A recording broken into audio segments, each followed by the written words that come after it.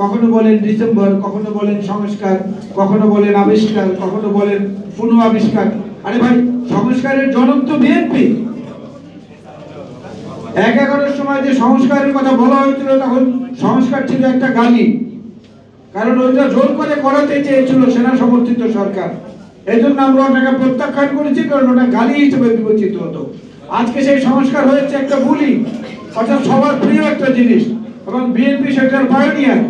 2030 ভিশনের মাধ্যমে দেশনেত্রী বেগম খালেদা জিয়া প্রথম বাংলাদেশে সংস্কারের কথা বলেছেন। জিয়াউর রহমান সাহেব কৃষিক্ষেত্রে খাল কাটার মধ্য দিয়ে সংস্কারের নমুনা দেখিয়েছেন। জিয়াউর রহমান সাহেব সংবিধানে বিসমিল্লাহির রহমানির রহিম সংযোজন করে সংস্কারের নমুনা দেখিয়েছেন। যুব মন্ত্রণালয় খুলে দিয়ে সংস্কারের নমুনা দেখিয়েছেন। মহিলা ও শিশু বিষয়ক মন্ত্রণালয় খুলে সংস্কারের নমুনা দেখিয়েছেন। বেগম খালেদা জিয়া তথ্য বিজ্ঞান প্রযুক্তি মন্ত্রণালয় খুলে সংস্কারের নমুনা দেখিয়েছেন।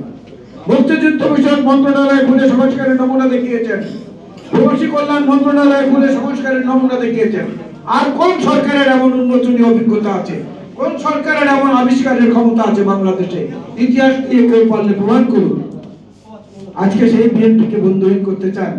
বিএনপিকে বন্ধুহীন করার কোনো সুযোগ নেই। খন্দকার দেলোয়ার হোসেনের মতো অসংখ্য অসংখ্য স্বার্থত্যাগী নেতা এই দলে এখনো বহাল আছে, বিরাজমান আছে। সব লোক ভরসার ঊর্ধ্বে উঠে যারা বাংলাদেশী জাতীয়তাবাদ, গণতন্ত্র এবং হারানো ভোটাধিকার ফিরে পাওয়ার লড়াইয়ে যে কোনো গন্তব্যে পৌঁছতে অটল রয়েছে।